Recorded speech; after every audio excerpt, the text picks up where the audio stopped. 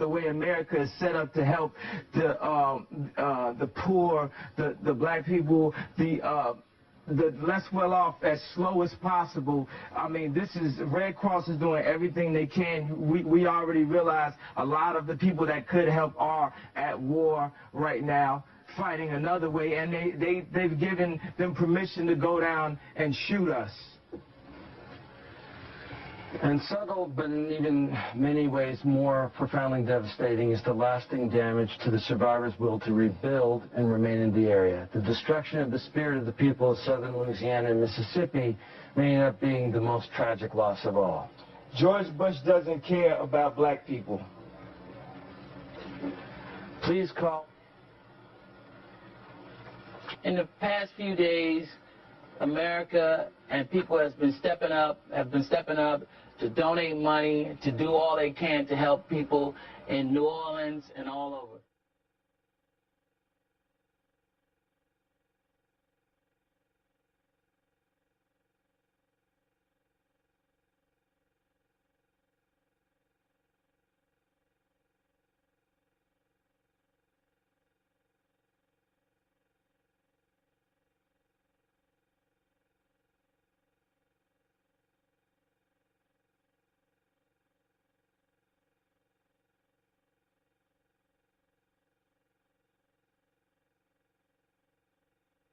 Before too long, the damage will be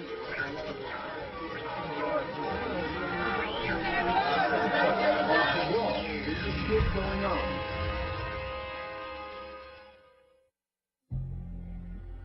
Sudan, the largest country in Africa, lies where the Sahara Desert meets the grasslands of the Sahel. Since its independence in 1956, civil wars between Sudan's north and south have killed millions and displaced millions more. Now a new conflict has emerged in its westernmost region, called Darfur. Nearly the size of France, this vast region has been neglected for years by the government. Darfur means Land of the Four, a Muslim African tribe indigenous to the area. The region is inhabited by many tribes that are racially and culturally intertwined. But despite these cultural similarities, groups of farmers who are viewed as African and groups of herders who are considered Arab have had clashes over the land for decades. Droughts, famines, desertification, and population pressures have added to the rising tensions.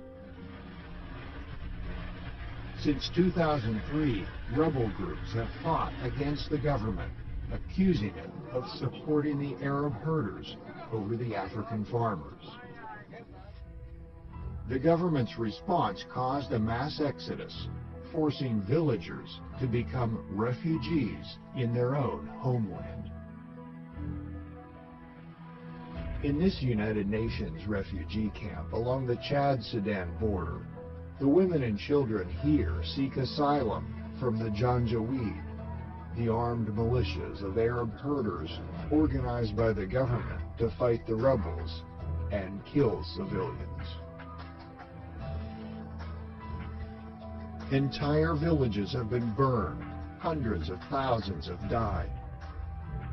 Beatings, rapes, and mutilations are used as weapons of terror.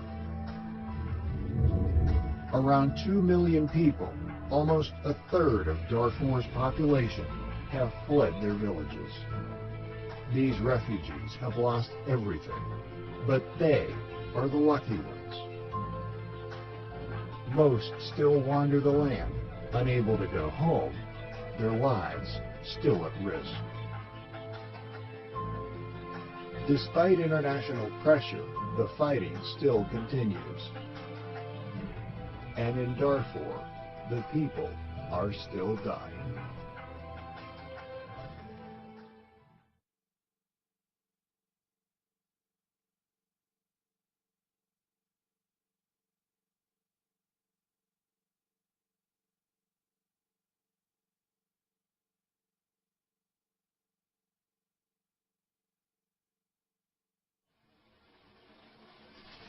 I don't have to tell you things are bad. Everybody knows things are bad. The dollar buys a nickel's worth. Banks are going bust. Shopkeepers keep a gun under the counter. Punks are running wild in the street. There's nobody anywhere who seems to know what to do, and there's no end to it. We know the air is unfit to breathe, and our food is unfit to eat. We sit watching our TVs while some local newscaster tells us that today we had 15 homicides and 63 violent crimes, as if that's the way it's supposed to be. We know things are bad, worse than bad. They're crazy. It's like everything everywhere is going crazy, so we don't go out anymore. We sit in the house, and slowly the world we're living in is getting smaller, and all we say is, please, at least leave us alone in our living rooms. Let me have my toaster and my TV and my steel-belted radios, and I won't say anything. Just leave us alone. Well, I'm not going to leave you alone. I want you to get mad. I don't want you to protest. I don't want you to riot. I don't want you to write to your congressman because I wouldn't know what to tell you to write. I don't know what to do about the depression and the inflation and the Russians and the crime in the street. All I know is that first, you've got to get mad. You've got to say, I'm a human being. God damn it. My life has value. You might want to ask yourself why the entire culture is utterly saturated with mass media entertainment from all sides, while the educational system in America continues its stupefying downward slide since the U.S. government decided to take over and subsidize the public school system. What your government pays for, it gets. When we understand that, then we look at government-financed institutions of education and see the kind of students and the kind of education that's being turned out by these government-financed schools.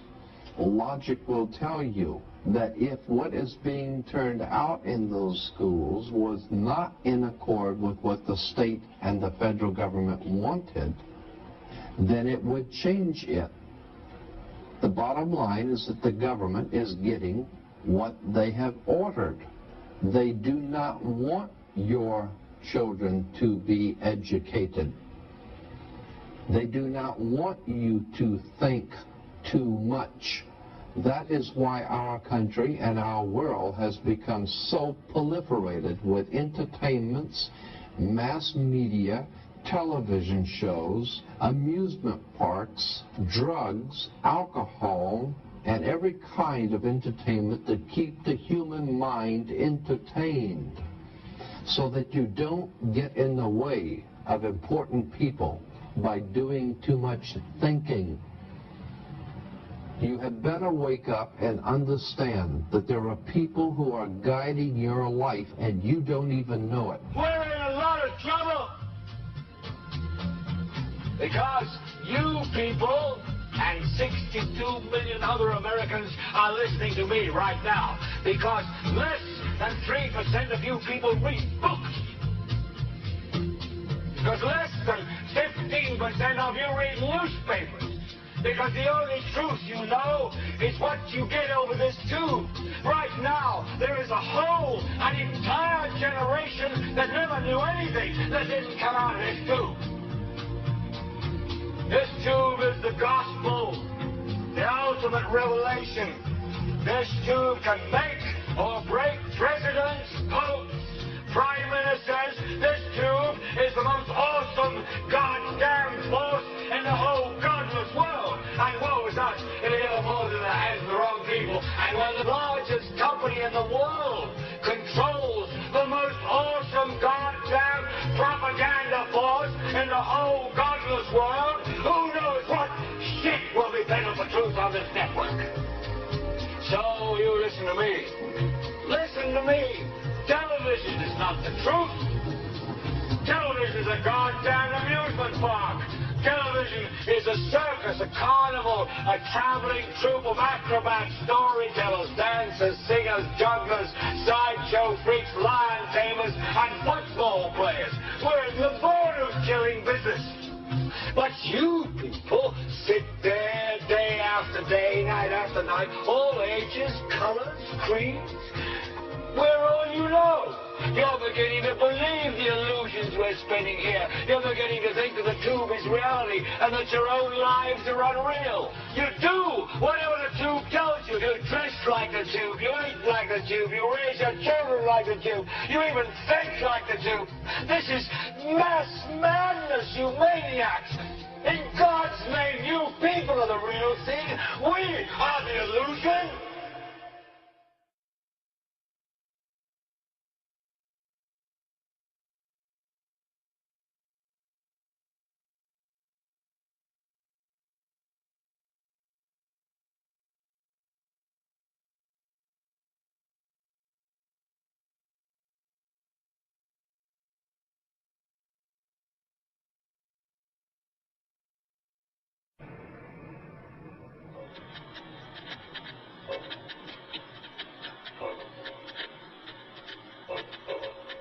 Mind sciences, or the study of human behavior in relation to the mind, is the newest of all the arts. It's less than 100 years old. And it is by far the one that is most cloaked in secrecy.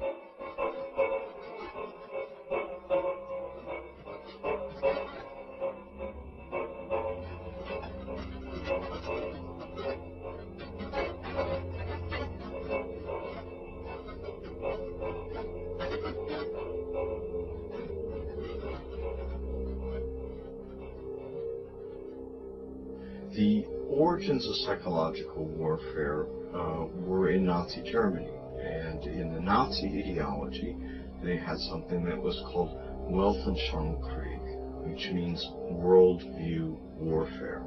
The idea for them was imposing the Nazi worldview on the countries that they had occupied. The Americans picked up this idea, created an American version of it, and called that psychological warfare.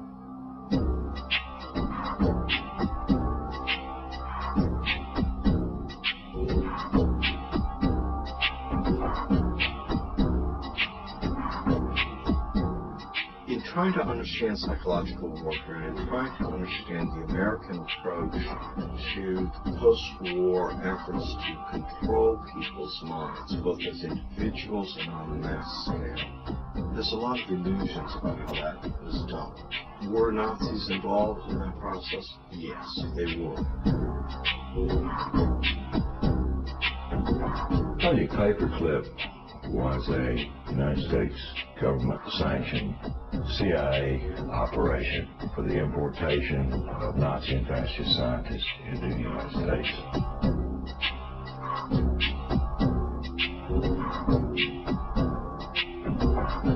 Their statement was simply this: if we don't bring these people into this country and contain them, then our enemies, the Soviet Union, will get them.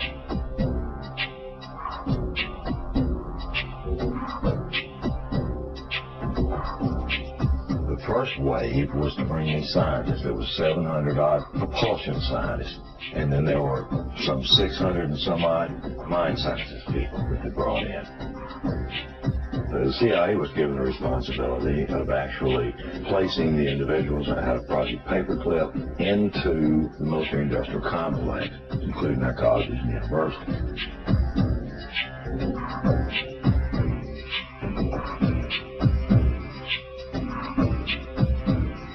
Mind control was a psychological warfare weapon that Adolf Hitler regarded as the answer for taking over the entire planet.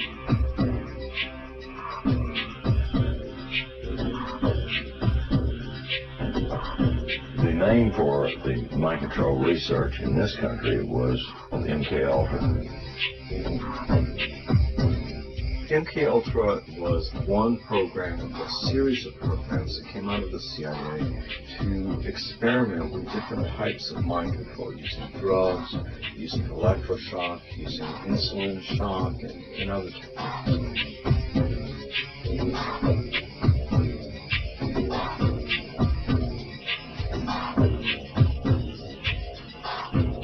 I think that the goal for those people who planned the program was very straightforward. It was an attempt to figure out a way to